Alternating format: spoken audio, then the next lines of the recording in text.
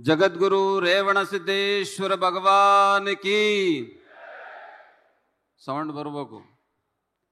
ಜಗದ್ಗುರು ರೇವಣ ಸಿದ್ದೇಶ್ವರ ಭಗವಾನ್ ಕಿ, ಕುಲದೇವ ಬೀರಲಿಂಗೇಶ್ವರ ಭಗವಾನ್ ಕಿ, ಸಂತ ಕನಕದಾಸ ಮಹಾರಾಜ್ ಕಿ. ಆತ್ಮೀಯ ಬಂಧುಗಳೇ, ನಾವೆಲ್ಲರೂ ಕೂಡ ಇವತ್ತು ಶಕ್ತಿ ಕೇಂದ್ರವಾದಂತಹ ಬೆಂಗಳೂರು ಮಹಾನಗರದಲ್ಲಿ ಕಾಗಿನೆಲೆ ಮಹಾಸಂಸ್ಥಾನ ಕನಕ ಗುರುಪೀಠದ ಶಾಖಾಮಠವನ್ನು ಭಕ್ತರ ಭಂಡಾರದ ಕುಟೀರದ ಲೋಕಾರ್ಪಣೆ ಕಾರ್ಯಕ್ರಮದಲ್ಲಿ ನಾವೆಲ್ಲರೂ ಕೂಡ ಪಾಲ್ಗೊಂಡಿದ್ದೇವೆ. ನಿಮ್ಗೆಲ್ಲರಿಗೂ ಕೂಡ ಗೊತ್ತಿದೆ, 1992ರಲ್ಲಿ ಕಾಗಿನೆಲೆ ಮಹಾಸಂಸ್ಥಾನ ಕನಕ ಗುರುಪೀಠ ಸ್ಥಾಪನೆ ಆದ ನಂತರ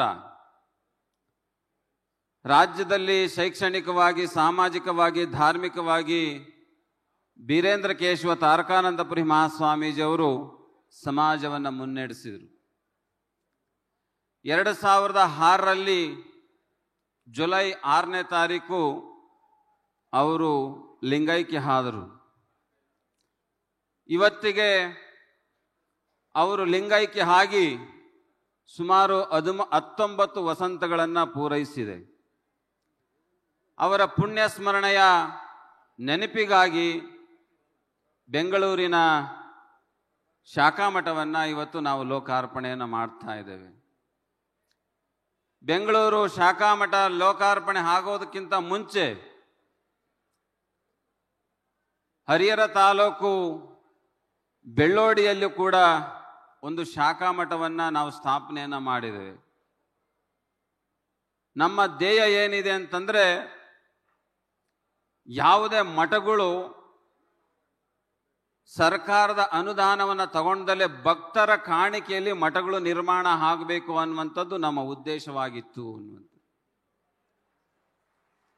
ಆ ರೀತಿಯಲ್ಲಿ ಹರಿಹರ ತಾಲೂಕಲ್ಲಿ ಭಕ್ತರ ಕಾಣಿಕೆಯಲ್ಲಿ ಮಠವನ್ನು ನಿರ್ಮಾಣ ಮಾಡಿ ಬೆಳ್ಳೋಡಿ ಗ್ರಾಮದ ಮಠಕ್ಕೆ ಭಕ್ತರ ಭಕ್ತಿಯ ಕುಟೀರ ಅನ್ನುವಂತಹ ನಾಮಕರಣವನ್ನು ಮಾಡಿದ್ವಿ. ಅದಾದ ನಂತರ ವಿಜಯನಗರ ಜಿಲ್ಲೆ ಹೂವಿನಡಗಲಿ ತಾಲೂಕು ಕುರುಬ ಸಮಾಜದ ಆರಾಧ್ಯ ದೈವವಾಗಿರ್ತಕ್ಕಂತಹ ಶ್ರೀ ಕ್ಷೇತ್ರ ಮೈಲಾರದಲ್ಲಿ ಅಲ್ಲಿಯೂ ಕೂಡ ಶಾಖಾಮಠವನ್ನು ನಾವು ಸ್ಥಾಪನೆಯನ್ನು ಮಾಡಿದ್ದೇವೆ. ಅಲ್ಲಿಯೂ ಕೂಡ ಭಕ್ತರ ಕಾಣಿಕೆಯ ಮೇಲೆ ಸುಮಾರು 155 ದಿನದಲ್ಲಿ ಆ ಮಠವನ್ನು ನಿರ್ಮಾಣ ಮಾಡಿದ್ವಿ ಭಕ್ತರ ಕಾಣಿಕೆಯಲ್ಲಿ. ಆ ಮಠಕ್ಕೆ 7 ಕೋಟಿ ಭಕ್ತರ ಕುಟೀರ ಅನ್ನುವಂತಹ ಹೆಸರನ್ನು ನಾವು ನಾಮಕರಣವನ್ನು ಮಾಡಿಕೊಂಡಿರ್ತಕ್ಕಂಥದ್ದು. ಅದಾದ ಮೇಲೆ ಬೆಂಗಳೂರಿನಲ್ಲಿ ಬಂದು ಹೋಗುವಂಥ ಸಂದರ್ಭದಲ್ಲಿ ನಮಗೆ ಉಳ್ಕೊಳ್ಳಲಿಕ್ಕೆ ಜಾಗ ಇರಲಿಲ್ಲ.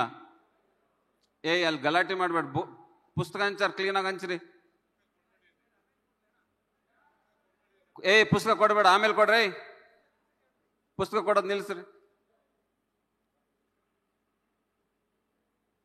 ಮೈಲಾರದಲ್ಲಿ 7 ಕೋಟಿ ಭಕ್ತರ ಕುಟೀರದ ನಂತರ ಬೆಂಗಳೂರು ಮಹಾನಗರದಲ್ಲಿ ಒಂದು ಮಠವನ್ನು ಮಾಡಬೇಕು ಅನ್ನುವಂತಹ ಆಲೋಚನೆ ಇತ್ತು. ನಮಗೆ ಜಾಗದ ಕೊರತೆ ಇದ್ದಿದ್ದರಿಂದ ನಾವು ಮಠವನ್ನು ಮಾಡಲಿಕ್ಕೆ ಆಗ್ತಿರ್ಲಿಲ್ಲ. ಬೆಂಗಳೂರಿಗೆ ಬಂದಾಗ ಇಲ್ಲೇ ಮೈಸೂರು ರೋಡಲ್ಲಿರ್ತಕ್ಕಂತಹ ರಾಮಾನುಜ ಮಠದಲ್ಲಿ ಬಂದು ಉಳ್ಕೊಳ್ತಿದ್ದೆ ನಾನು.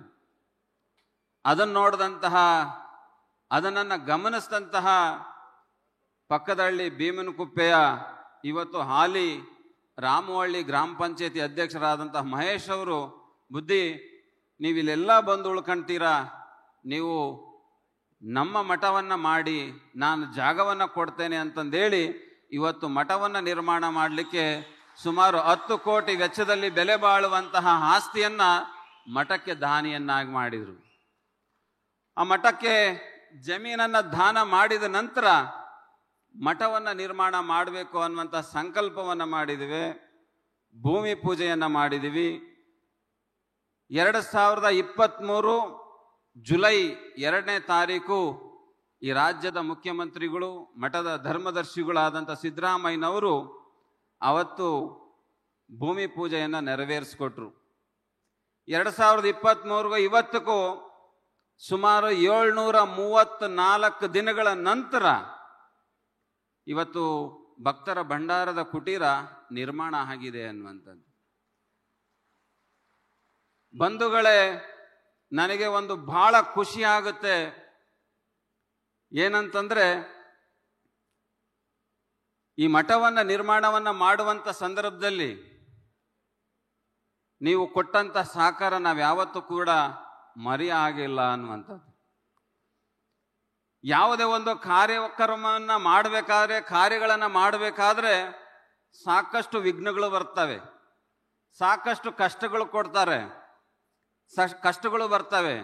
ಅವನ್ನೆಲ್ಲವೂ ಕೂಡ ಮೆಟ್ಟಿ ನಿಂತು ನಾವು ಸಮಾಜವನ್ನು ಕಟ್ಟುವಂತಹ ನಿಟ್ಟಿನಲ್ಲಿ ಕೆಲಸವನ್ನು ಮಾಡಬೇಕು. ಬಹುಶಃ ಬೆಂಗಳೂರಿನಲ್ಲಿ ಶಾಖಾ ಮಠವನ್ನು ನಿರ್ಮಾಣವನ್ನು ಮಾಡಬೇಕಂತ ಸಂದರ್ಭದಲ್ಲಿ ಕಾಣದ ಕೈಗಳು ಸಾಕಷ್ಟು ಕೆಲಸಗಳನ್ನು ಮಾಡಿದವು. ಇದೇನು ನಮಗೇನು ಹೊಸ್ತೇನಲ್ಲ. ಹರಿಹರ ತಾಲೂಕು ಮಠವನ್ನು ಮಾಡಬೇಕಾದ್ರೂ ಕೂಡ ಬಹಳವನ್ನ ಕಷ್ಟವನ್ನು ಹೆದರಿಸಿದ್ವಿ. ಮೈಲಾರ ಶಾಖಾ ಮಠವನ್ನು ಮಾಡಬೇಕಾದ್ರೆ ಅಲ್ಲೂ ಕೂಡ 106 ಕಷ್ಟಗಳನ್ನು ಹೆದರಿಸಿದ್ವಿ. ಅಷ್ಟೇ ಕಷ್ಟವನ್ನು ಕೂಡ ಬೆಂಗಳೂರು ಶಾಖಾ ಮಠವನ್ನು ನಿರ್ಮಾಣ ಮಾಡಬೇಕಾದ್ರೆ ಕಷ್ಟವನ್ನು ಎದುರಿಸಿದ್ವಿ. ಆದರೆ ನಿಮ್ಮ ಸಹಕಾರ, ಬೆಂಬಲ ಇವತ್ತು ತಲೆ ಎತ್ತಿ ನಿಂತಿದೆ ಅನ್ನುವಂಥದ್ದನ್ನು ನಾನು ಹೇಳಲಿಕ್ಕೆ ಇಷ್ಟಪಡ್ತೇನೆ ಅನ್ನುವಂಥದ್ದು. ಬಂಧುಗಳೇ, ಹರಿಹರದ ಮಠವನ್ನು ಸ್ಥಾಪನೆ ಮಾಡುವಂಥ ಸಂದರ್ಭದಲ್ಲಿ, ಮೈಲಾರ ಮಠವನ್ನು ಸ್ಥಾಪನೆ ಮಾಡುವಂಥ ಸಂದರ್ಭದಲ್ಲಿ, ಬೆಂಗಳೂರು ಮಠವನ್ನು ಸ್ಥಾಪನೆ ಮಾಡುವಂಥ ಸಂದರ್ಭದಲ್ಲಿ ನಾನು ಯಾವ ಹಳ್ಳಿಗೂ ಹೋಗಲಿಲ್ಲ. ನಾನು ಯಾವುದ ತಾಲೂಕಿಗೂ ಕೂಡ ಟಿಪಿ ಹಾಕೊಂಡು ಪಟ್ಟಿ ಕೊಡಿ ಅಂತಂದು ಹೋಗಲಿಲ್ಲ. ನಾನು ಮಠದ ಬಿಲ್ಲನ್ನು ಮಾಡಿ ಯಾವ ಹಳ್ಳಿಗೂ ಕೂಡ ಕೊಡಲಿಲ್ಲ. ಈ 3 ಮಠವನ್ನ ಭೂಮಿ ಪೂಜೆ ಮಾಡಿ ಅದೇ ಭೂಮಿಯಲ್ಲಿ ನಾವು ಗುಡಿಸ್ಲಾಕೊಂಡು ಕೂತಂತ ಸಂದರ್ಭದಲ್ಲಿ ಕರ್ನಾಟಕದ ಬೀದರಿಂದ ಹಿಡಿದು ಚಾಮರಾಜನಗರದವರೆಗೂ ಸಮಾಜದ ಬಂಧುಗಳು ನಾನು ಕುಂತ ಜಾಗಕ್ಕೆ ತಗೊಂಬಂದು ದೇಣಿಗೆಯನ್ನು ನೀವು ಕೊಟ್ಟು ಇವತ್ತು ಆ ಕಟವನ್ನು ಮಾಡಲಿಕ್ಕೆ ಸಹಕಾರವನ್ನು ಮಾಡಿದ್ರಿ. ಅವತ್ತು ಭೂಮಿ ಪೂಜೆಯನ್ನು ಮಾಡಿದ ನಂತರ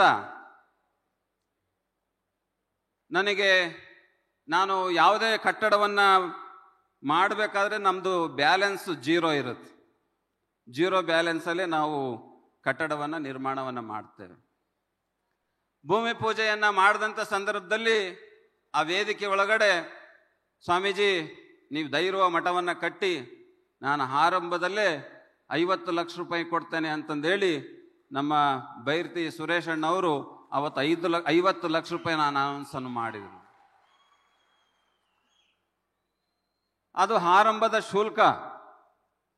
ಆರಂಭದ ಶುಲ್ಕ ಎಲ್ಲಿಗೆ ಬಂತು ಅಂತಂದರೆ ಎಲ್ಲರೂ ಕೂಡ ದಾನವನ್ನು ಮಾಡಿದ್ದಾರೆ.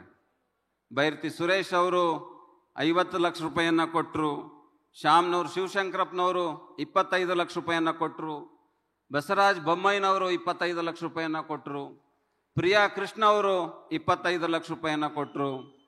ಹಾಗೆ ಎಲ್ಲ ಶಾಸಕರು, ನಮ್ಮ ಸಮಾಜದ ಎಲ್ಲ ಶಾಸಕರು 5 ಲಕ್ಷದಿಂದ 10 ಲಕ್ಷದವರೆಗೂ ಕೂಡ ಹಣವನ್ನು ದೇಣಿಗೆಯನ್ನು ಕೊಟ್ಟರು.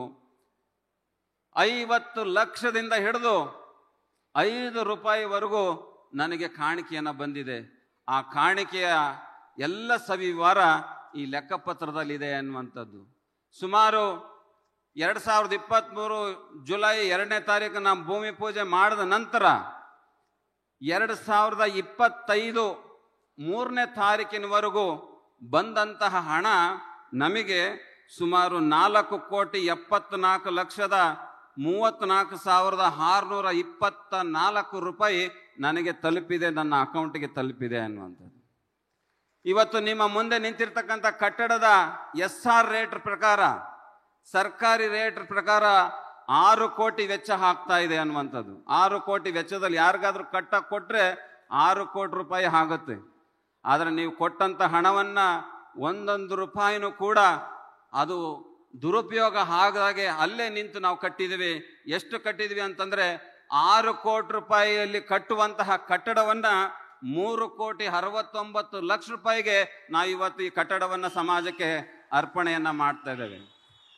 4,70,34,624 ರೂಪಾಯಿಯಲ್ಲಿ 3,69,23,178 ರೂಪಾಯಿ ಖರ್ಚಾಗಿ 1,04,11,446 ರೂಪಾಯಿ ಇವತ್ತು ನಿಮ್ಮ ಸಮಾಜದ ಅಕೌಂಟಲ್ಲಿದೆ ಅನ್ನುವಂಥದ್ದನ್ನ ನಾನು ಬಹಿರಂಗವಾಗಿ ಹೇಳ್ತೇನೆ. ಈ ಎಲ್ಲ ಜಮಾ ಖರ್ಚನ್ನ ಆಡಿಟ್ ರಿಪೋರ್ಟ್ ಸಮೇತ ಇವತ್ತು ಲೆಕ್ಕವನ್ನ ಈ ವೇದಿಕೆಯಲ್ಲಿ ನಿಮ್ಮ ಮುಂದೆ ಇಡ್ಲಿಕ್ಕೆ ನನಗೆ ಬಹಳ ಖುಷಿ ಆಗುತ್ತೆ, ಬಹಳ ಹೆಮ್ಮೆ ಆಗುತ್ತೆ ಅನ್ನುವಂಥದ್ದು. ಹಾಗಾಗಿ ಇವರೆಗೂ ಕೂಡ ಕೊಟ್ಟಂತ ಹಣವನ್ನ ಆಡಿಟ್ ರಿಪೋರ್ಟವನ್ನು ಲೆಕ್ಕವನ್ನ ಮಾಡಿ ಲೆಕ್ಕಪತ್ರದ ಕಿರುವತ್ತಿಗೆಯನ್ನ ಮಾನ್ಯ ಸಿದ್ದರಾಮಯ್ಯನವರು ಬಿಡುಗಡೆಯನ್ನ ಮಾಡಿದ್ದಾರೆ. ಹೋಗ್ಬೇಕಾದ್ರೆ ನೀವು ಕೂಡ ಒಂದೊಂದು ಕಾಪಿಯನ್ನು ತಗೊಂಡೋಗಿ. ಹಾಗಾಗಿ ನಿಮ್ಮೆಲ್ಲರ ಪ್ರೇರಣೆ, ನಿಮ್ಮೆಲ್ಲರ ಆಸೆ ಆಕಾಂಕ್ಷೆಗಳು ಬಹಳ ಇದ್ದಾವೆ. ನಾವು ಇವೆಲ್ಲ ಈ ರೀತಿಯಾದಂತಹ ಸಹಕಾರವನ್ನು ಮಾಡೋದಂತ ನೋಡಿದರೆ ನಮಗಿನ್ನೂ ಏನಾದರೂ ಮಾಡಬೇಕು ಅಂತ ಅನಿಸುತ್ತೆ. ಹಾಗಾಗಿ ಒಂದೊಂದ್ಸತಿ ಕೆಲವು ಜನ ಮಾತಾಡುವಂಥದ್ದನ್ನು, ಕೆಲವು ಜನ ಹೀಯಾಳಿಸುವಂಥದ್ದನ್ನು ನೋಡಿದರೆ ಬಹಳ ಬೇಸರ ಆಗುತ್ತೆ. ಆ ಬೇಸರ ಆದಂಥ ಸಂದರ್ಭದಲ್ಲಿ ಸಿದ್ದರಾಮಯ್ಯನವ್ರಿಗೆ ಒಂದ್ಸತಿ ಹೋಗಿ ಕೇಳಿದ್ದೆ ನಾನು, ಈ ಥರ ಭಾಳ ನೋವಾಗುತ್ತೆ ಅಂತ. ಅವ್ರು ಒಂದೇ ಒಂದು ಮಾತು ಹೇಳಿದರು, ನೀವು ಉನ್ನತ ಹುದ್ದೆಯಲ್ಲಿದ್ದೀರಿ, ಅವ್ಯಾವು ಕೂಡ ತಲೆ ಕೆಡ್ಸ್ಕೊಳಕ್ಕೆ ಹೋಗ್ಬೇಡ್ರಿ, ನೀವು ಮುಂದೆ ಸಾಕ್ತಾ ಹೋಗ್ತಾ ಇರಿ, ಅದು ನೀವು ಮಠವನ್ನು ಕಟ್ತಾ ಹೋಗ್ತಾ ಇರಿ, ಸಮಾಜವನ್ನು ಕಟ್ಕೊಂಡು ಹೋಗ್ತೀರಿ, ಜನಸಾಗರ ನಿಮ್ಮ ಜೊತೆ ಬಂದೇ ಬರುತ್ತೆ ಅನ್ನುವಂತಹ ಧೈರ್ಯವಾದ ಮಾತನ್ನು ಒಂದು ದಿವಸ ನನಗೆ ಹೇಳಿದ ನಂತರ ನಾನು ಜೀನ್ ಕುದುರೆ ಹಾಗೆ ಮುಂದೆ ಹೋಗ್ತಾ ಇದ್ದೀನಿ. ಯಾವ ಟೀಕೆ ಟಿಪ್ಪಣಿಗೆ ನಾನು ಬೆಲೆ ಕೊಡದಲೆ ನನ್ನ ಧ್ಯೇಯ ಈ ಜಾತಿಯಲ್ಲಿ ಹುಟ್ಟಿದ್ದೀನಿ, ಈ ಸಮಾಜದ ಹಾಲನ್ನು ತಿಂದಿದ್ದೀನಿ, ಈ ಸಮಾಜಕ್ಕೆ ಏನಾದರೂ ಮಾಡಬೇಕು ಅನ್ನುವಂತಹ ಧ್ಯೇಯವನ್ನು ಇಟ್ಕೊಂಡು ನಾನು ಕೆಲಸವನ್ನು ಮಾಡ್ತಾ ಇದ್ದೀನಿ ಅನ್ನುವಂತಹ ಮಾತನ್ನು ಈ ಸಂದರ್ಭದಲ್ಲಿ ಹೇಳ್ತೇನೆ. ಅದ್ರ ಜೊತೆಗೆ ನಮ್ಮ ಬನ್ನರ್ಘಟ್ಟ ಬಾಬು ಇರಬಹುದು, KT ಮಂಜು ಇರಬಹುದು, ಆರಂಭದಲ್ಲಿ ನನ್ನ ಮೈಲಾರ ಮಠಕ್ಕೂ ಕೂಡ ಆ ಕಬ್ಬಿಣವನ್ನು ಕೊಟ್ಟ, ಈ ಮಠಕ್ಕೂ ಕೂಡ ಕಬ್ಬಿಣವನ್ನು ಕೊಟ್ಟ. ಬನ್ನರ್ಘಟ್ಟ ಬಾಬು ಕೂಡ ಜಲ್ಲಿ ಸ್ಯಾಂಡ್ ಮಠ ಕಟ್ಟೋವರೆಗೂ ಕೂಡ ನನಗೆ ಸಂಪೂರ್ಣವಾಗಿ ಕೊಟ್ಟರು. ಮಹೇಶ್ ಅವರು ಜಮೀನನ್ನು ಕೊಟ್ಟದಲ್ಲೇ ಅವ್ರದ್ದು ಇಟ್ಟಿಗೆ ಫ್ಯಾಕ್ಟ್ರಿಯಲ್ಲಿ ಮಠ ಕಟ್ಟಲಿಕ್ಕೋಸ್ಕರನೇ 1-2 ಗೂಡು ಇಟ್ಟಿಗೆಯನ್ನು ಇಟ್ಟಿದ್ದ. ಆ ಸಂಪೂರ್ಣ ಮಠವನ್ನು ಕಟ್ಟಲಿಕ್ಕೆ ಇಟ್ಟಿಗೆಯನ್ನು ಕೂಡ ಆ ಮಹೇಶ್ ಅವರು ಕೊಟ್ಟಿರ್ತಕ್ಕಂಥದ್ದು ನಾನು ಸ್ಮರಣೆಯನ್ನು ಮಾಡ್ತೇನೆ. ನಾನು ಯಾರನ್ನ ಸ್ಮರಣೆ ಮಾಡಬೇಕು, ಯಾರನ್ನ ಬಿಡಬೇಕು ಅನ್ನೋದು ಗೊತ್ತಾಗ್ತಿಲ್ಲ. ಹಾಗಾಗಿ ನಾನು ಒಂದು ಧನ್ಯತಾ ಭಾವ, ಒಂದೊಂದ್ಸತಿ ಭಾವುಕ ಆಗ್ಬಿಡ್ತೇನೆ. ನಾನು ಯಾವಾಗ ಈ ಸಮಾಜದ ಋಣವನ್ನು ತೀರಿಸ್ಬೇಕಪ್ಪ, ಆ ನಿಟ್ಟಿನಲ್ಲಿ ನನಗೆ ಕೆಲಸವನ್ನು ಮಾಡಲಿಕ್ಕೆ ಅವಕಾಶವನ್ನು ಮಾಡಿಕೊಟ್ಟಿದ್ದೀರಿ, ಕೆಲಸವನ್ನು ಮಾಡ್ತಿದ್ದೀನಿ. ಭಾಳ ಜನ ಹೇಳ್ತಿದ್ರು, ರೇವಣ್ಣವರು ಬುದ್ಧಿ ಬೆಳ್ಳೋಡಿ ಆಯಿತು, ಮೈಲಾರ ಆಯಿತು, ಬೆಂಗಳೂರು ಆಯಿತು, ಮುಂದೆಲ್ಲಿ ಅಂತ. ಮೈಲಾರದಲ್ಲಿ ನಾವು ಬೆಳ್ಳೋಡಿ ಒಳಗಡೆ ನಾವು ಕುರಿಯನ್ನು ತರಿಸಿದ್ವಿ. ಕುರಿಯನ್ನ ಒಂದು ಹೊಲದಲ್ಲಿ ತರಿಸಿದ್ರೆ ಎಷ್ಟು ಫಲ ಬರುತ್ತೆ ಅಂತ ನಿಮಗೆ ಗೊತ್ತಿದೆ. ಅಲ್ಲಿ ಫಲವತ್ತಾದಂತಹ ಕಟ್ಟಡವನ್ನು ಕಟ್ಟಿ ಅಲ್ಲಿ ಸಮಾಜದ ಅಭಿವೃದ್ಧಿ ಆಗ್ತಾ ಇದೆ. ಅದೇ ಕುರಿಯನ್ನ ಮೈಲಾರಕ್ಕೆ ಬಿಟ್ಟಿವಿ, ಅಲ್ಲಿ ಎಲ್ಲ ಆಯಿತು. ಇವಾಗ ಬೆಂಗಳೂರಿಗೆ ತಗೊಂಬಂದು ಬಿಟ್ಟಿದ್ದೀವಿ, ಬೆಂಗಳೂರಲ್ಲೂ ಕೆಲಸವನ್ನು ಹಾಕ್ತಾ ಇದೆ. ಇದ ನಂತರ ಕುರಿಯನ್ನು ಎಲ್ಲಿ ಹೊಡ್ಕೊಂಡು ಹೋಗ್ಬೇಕು ಅಂತಂದರೆ, ಮೊನ್ನೆ ನಮ್ಮ ಮಠಕ್ಕೆ ಬಸವರಾಜ ಶಿವಣ್ಣವರು ಬಂದಿದ್ರು. ಬುದ್ಧಿ ನನ್ನ ಒಂದಿಷ್ಟು ಕೆಲಸಗಳಿದ್ದಾವೆ, ಯೋಜನೆಗಳಿದ್ದಾವೆ, ನಾನು ಈ ರೀತಿ ಮಾಡಬೇಕಂತಿದ್ದೀನಿ ಅನ್ನುವಂಥ ಮಾತನ್ನು ಹೇಳಿದರು. ಅದೇ ಬಸವರಾಜ ಶಿವಣ್ಣವರು ಕಾಣಿಕೆಯನ್ನು ಕೊಡಲಿಕ್ಕೆ ಬಂದಂಥ ಸಂದರ್ಭದಲ್ಲಿ ಹೇಳಿದಂಥ ಮಾತನ್ನು ಅವರು ನಡೆಸಿಕೊಟ್ಬಿಟ್ರೆ, ನಾನು ಮುಂದಿನ ಕುರಿ ಇಕ್ಕಿ ಎಲ್ಲಿಡ್ತೀನಿ ಅಂತಂದರೆ, ಎಲ್ಲಿ ಹುಟ್ಟಿತ್ತೋ ಈ ಮಠ ಅದೇ ಕಾಗಿನೆಲೆ ಕ್ಷೇತ್ರದಲ್ಲಿ ಮತ್ತೆ ಮುಂದುವರಿಸಲು ಹೋಗ್ಲಿಕ್ಕೆ ನಾನು ಕೆಲಸವನ್ನು ಮಾಡಲಿಕ್ಕೆ ನನ್ನ ಕುರಿಗಳನ್ನು ಅಲ್ಲಿ ಹೊಡ್ಕೊಂಡು ಹೋಗ್ತೇನೆ ಅನ್ನುವಂಥದ್ದು ಕೂಡ ಈ ಸಂದರ್ಭದಲ್ಲಿ ಹೇಳ್ತೇನೆ ಅನ್ನುವಂಥದ್ದು. ಹಾಗಾಗಿ ಅದಕ್ಕೆ ನಾವು ಒಂದು ಮಾತನ್ನು ಹೇಳಿದ್ವಿ, ಮಠವನ್ನು ಕಟ್ಟಬೇಕಾದ್ರೆ ಸರ್ಕಾರದ ಅನುದಾನವನ್ನು ನಾವು ತಗೊಳೋದಿಲ್ಲ ಅಂತ.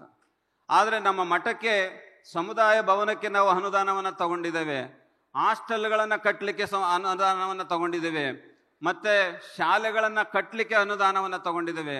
ಆದರೆ ಮಠವನ್ನು ಯಾವತ್ತೂ ಕೂಡ ಸರ್ಕಾರದ ಅನುದಾನದಲ್ಲಿ ಕಟ್ಟಬಾರ್ದು. ಯಾಕಂತಂದರೆ ಅದು ಸರ್ಕಾರದ ಮಠ ಆಗಬಾರ್ದು, ಅದು ಭಕ್ತರ ಮಠ ಆಗಬೇಕು ಅಂತಂದೇಳಿ ನಮ್ಮ ಆಲೋಚನೆ ಅನ್ನುವಂಥದ್ದು.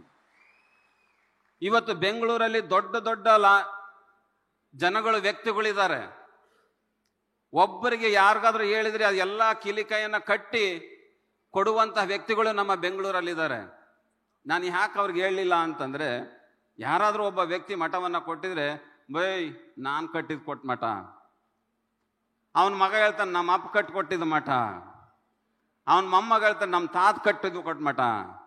ಈ ಇತಿಹಾಸ ಆಗಬಾರ್ದು.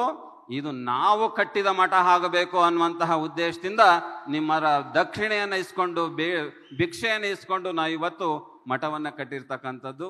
ಹಾಗಾಗಿ ನಮ್ಮ ಮಾನ್ಯ ಮುಖ್ಯಮಂತ್ರಿಗಳು ನಮ್ಮ ಹಿಂದುಳಿದ ಎಲ್ಲ ದಲಿತ ಮಠಾಧೀಶರನ್ನ ಒಂದು ಸಭೆಯನ್ನು ಕರೆದ್ರು. ಬುದ್ಧಿ ನಿಮ್ಗೆ ಏನೇನು ಕುಂದು ಕೊರತೆ ಇದೆ ಹೇಳಿ ಅನ್ನುವಂತಹ ಮಾತುಗಳನ್ನು ಹೇಳಿದರು. ಹಾಗಾಗಿ ಅವತ್ತೆಲ್ಲ ಕುಂದು ಕೊರತೆಗಳನ್ನು ಮಾನ್ಯ ಮುಖ್ಯಮಂತ್ರಿಗಳ ಗಮನಕ್ಕೆ ತಂದಿದ್ದೇವೆ. ಆ ಎಲ್ಲ ಕೆಲಸಗಳನ್ನು ನಮ್ಮ ಹಿಂದುಳಿದ ಎಲ್ಲ ಜಾತಿ ಮಠಗಳಿಗೆ ಅವಕಾಶವನ್ನು ಮಾಡಿಕೊಡಬೇಕು, ಸೂರಿಲ್ದಂಥವ್ರಿಗೆ ಸೂರಕ್ಕೆ ಅನುಕೂಲ ಮಾಡಿಕೊಡಬೇಕು ಅನ್ನುವಂತಹ ಮಾತನ್ನು ಈ ವೇದಿಕೆಯಲ್ಲಿ ಹೇಳ್ತಾ, ಇವತ್ತು ಬೆಂಗಳೂರಲ್ಲಿ ಒಂದು ಅದ್ಭುತವಾದಂಥ ಕಾರ್ಯಕ್ರಮವನ್ನು ಮಾಡಲಿಕ್ಕೆ ಎಲ್ಲರೂ, ನಮ್ಮ ಮಂಜಣ್ಣ ಇರ್ಬೋದು, ಮಹೇಶ್ ಅಣ್ಣ ಇರ್ಬೋದು, ಮತ್ತು ಕೇಶವಣ್ಣ ಇರ್ಬೋದು, ನಾನು ಸ್ಮರಣೆ ಮಾಡಲೇಬೇಕು. 2023 ಭೂಮಿ ಪೂಜೆ ಆದಮೇಲೆ ನಾನು ಅಲ್ಲೊಂದು ಗುಡಿಸ್ಲು ಹಾಕ್ಕೊಂಡಿದ್ದೆ.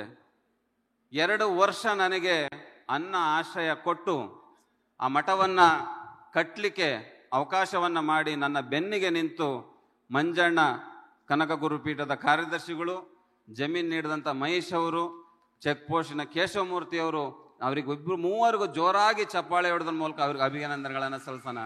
ಯಾಕಂತಂದರೆ ಸ್ವಂತ ಮಗನಿಗಿಂತ ಹೆಚ್ಚಾಗಿ 2 ವರ್ಷ ನನಗೆ ಅನ್ನ ಆಶ್ರಯನ ಕೊಟ್ಟು ಈ ಕಾರ್ಯವನ್ನು ಮಾಡಲಿಕ್ಕೆ ಅವಕಾಶವನ್ನು ಮಾಡಿಕೊಟ್ರು. ಇವತ್ತು ಈ ಕೆಲಸವನ್ನು ಮಾಡಿ ಮುಗಿಸಿದ್ವಿ ಅನ್ನುವಂತಹ ಮಾತುಗಳನ್ನು ಈ ಸಂದರ್ಭದಲ್ಲಿ ಹೇಳ್ತೇವೆ. ಆ ನಿಟ್ಟಿನಲ್ಲಿ ಇವತ್ತು ಬೆಂಗಳೂರಲ್ಲಿ ನಮ್ಮ ಈಶ್ವರನಪುರಿ ಸ್ವಾಮಿಗಳು ಕೂಡ ಇಲ್ಲೇ ಗಂಗೊಣ್ಣಳ್ಳಿಯಲ್ಲಿ ಕೂಡ ಇರ್ತಾರೆ. ಅವರ ವಿಭಾಗಕ್ಕೆ ಸೇರುವಂತಹ ಬೆಂಗಳೂರು ಈ ಎಲ್ಲ ಕಾರ್ಯಕ್ರಮಗಳನ್ನು ಕೂಡ ಅವರು ನಡೆಸ್ಕೊಂಡು ಹೋಗ್ತಾರೆ ಅನ್ನುವಂತಹ ಮಾತುಗಳನ್ನು ಕೂಡ ಈ ಸಂದರ್ಭದಲ್ಲಿ ಹೇಳಿ, ನನಗೆ ನಿಮ್ಮನ್ನೆಲ್ಲ ನೋಡಿ ಭಾಳಷ್ಟು ಮಾತಾಡಬೇಕು ಅಂದ್ಕೊಂಡು ಬಂದಿದ್ದೆ. ನಿಮ್ಮನ್ನೆಲ್ಲ ನೋಡಿ ಏನು ಮಾತಾಡಬೇಕು ಅನ್ನೋದು ಗೊತ್ತಾಗ್ತಿಲ್ಲ. ಹಾಗಾಗಿ ಈ ಕಟ್ಟಡಕ್ಕೆ ಕಟ್ಟಲಿಕ್ಕೆ ಬೀದರಿಂದ ಹಿಡಿದು ಚಾಮರಾಜನಗರದವರೆಗೂ ಏನು ಯಾರ್ಯಾರು ಸಹಕಾರವನ್ನು ಮಾಡಿದ್ರ, ಅದ್ರ ಜೊತೆಗೆ ನಾನು ನಿಮ್ಗೊಂದು ಹೇಳ್ತೇನೆ. ನಮ್ಮ ಶ್ರೀನಿವಾಸ್ ಅವರಿದ್ದಾರೆ, ಶಾಸಕರು, ದಲಿತ ಸಮುದಾಯದವರು. ಈ ಗ್ರಾಮದಲ್ಲಿ ಚೇತಣ್ಣ ಅಂತಂದಿದ್ದಾರೆ, ಒಕ್ಕಲಿಗ ಸಮುದಾಯದವರು. ಇದೇ ಊರಿನ ಪಕ್ಕದಳ್ಳಿಯವರು ಮೋಹನ್ ಅಂತಂದಿದ್ದಾರೆ, ಅವರು ಲಿಂಗಾಯತ್ ಸಮುದಾಯದವರು. ನಮ್ಮ ರಾಣಿಬೆನ್ನೂರೊಳಗಡೆ ಇದ್ದಾರೆ ದೇವಾಂಗ ಸಮುದಾಯದವರು, ಈಶ್ವರ ಅಂತ. ಕಾಗಿನೆಲೆ ಮಹಾಸಂಸ್ಥಾನ ಕನಕ ಗುರುಪೀಠಕ್ಕೆ ಕೇವಲ ಭಕ್ತರೇ, ಕುರುಬರು ಅಷ್ಟೇ ದೇಣಿಗೆಯನ್ನು ಕೊಟ್ಟಿಲ್ಲ, ದಲಿತರಿಗೂ ಕೂಡ ಕೊಟ್ಟಿದ್ದಾರೆ, ಒಕ್ಕಲಿಗ ಸಮುದಾಯದವರು ಕೂಡ ಕೊಟ್ಟು ನನ್ನ ಇವತ್ತು ಆ ಕಾರ್ಯವನ್ನು ಮಾಡಲಿಕ್ಕೆ ಅವಕಾಶ ಕೊಟ್ಟಿದ್ದಾರೆ. ಈ ವೇದಿಕೆಯಲ್ಲಿ ಆ ಎಲ್ಲ ಜಾತಿಯ ಸಮಾಜದ ಬಂಧುಗಳಿಗೆ ಜೋರಾಗಿ ಚಪ್ಪಾಳೆ ಹೊಡೆದ್ರ ಮೂಲಕ ಅವರಿಗೆ ಅಭಿನಂದನೆಗಳನ್ನು ಸಲ್ಲಿಸೋಣ ಅನ್ನುವಂತಹ ಮಾತುಗಳನ್ನು ಈ ಸಂದರ್ಭದಲ್ಲಿ ಹೇಳ್ತೇನೆ ಅನ್ನುವಂತಹ ಮಾತನ್ನು ಹೇಳಿ ನಿಮ್ಮೆಲ್ಲರಿಗೂ ಕೂಡ ಶುಭವನ್ನು ಕೋರಿ ನನ್ನ ಮಾತಿಗೆ ವಿರಾಮಿಸ್ತಾ ಇದ್ದೀನಿ. ನ್ಯೂಸ್ ಫಸ್ಟ್, ನಿರ್ಭೀತಿಯಿಂದ ನಿಮ್ಮ ಪರವಾಗಿ.